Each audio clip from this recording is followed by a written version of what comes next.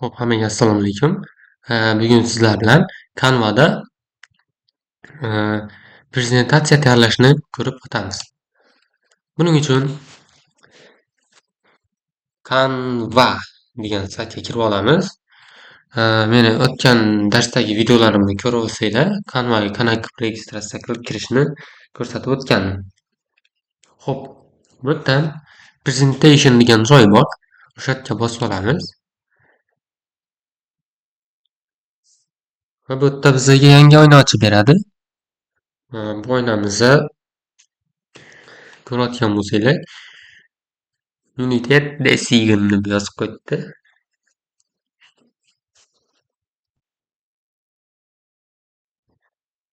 Xo'p, bu yerdan nimalarimizni ko'rib turgan bo'lsanglar, shablonlarimiz bor, har xil shablonlar. Bu yerdan o'zlaringiz yoqqanini tanlab olasizlar. Xo'p, bizga qaysi biri ma'qul? Mana shuni olamiz. Yo'q, pulli versiyasi ekan. Bizga bepul versiyasi kerak. Mana shuni oldim. Apply 13 page bossangiz 13 ta pejga qo'yib beradi. Mana o'sha tayyor bo'ldi. Endi o'zgartirishni boshlaymiz. Bu yerda prezentatsiyamizni nomi berilgan. Xo'p, bizani prezentatsiyamizni nomini mana shu yerga yozsak bo'ladi. Masalan, men nima prezentatsiya qilmoqchiman? Xo'p,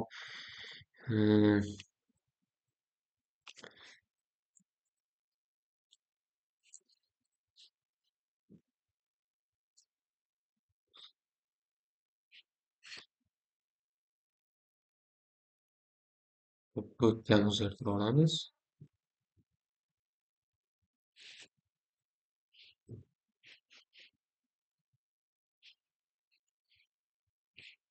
Bunaqa yozuv pastga tushib ketadigan bo'lsa, uni mana bunaqa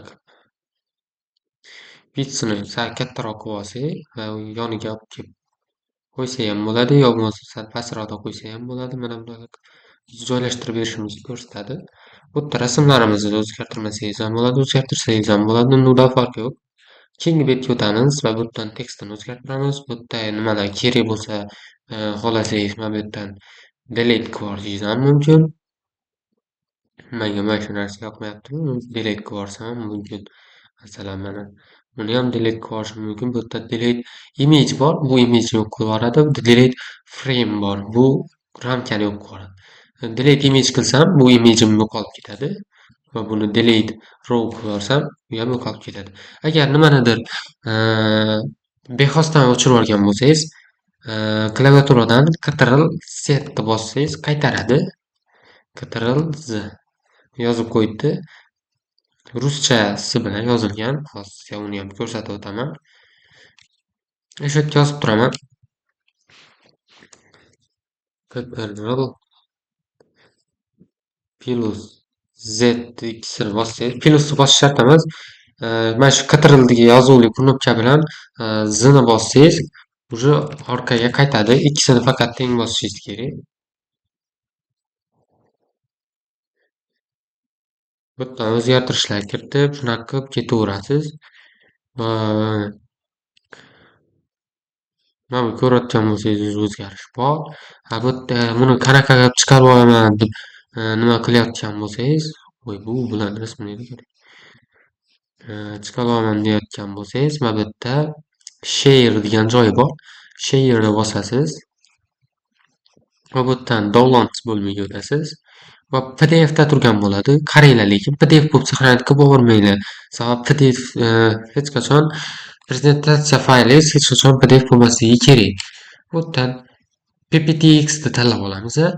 Keyin download ni bosamiz.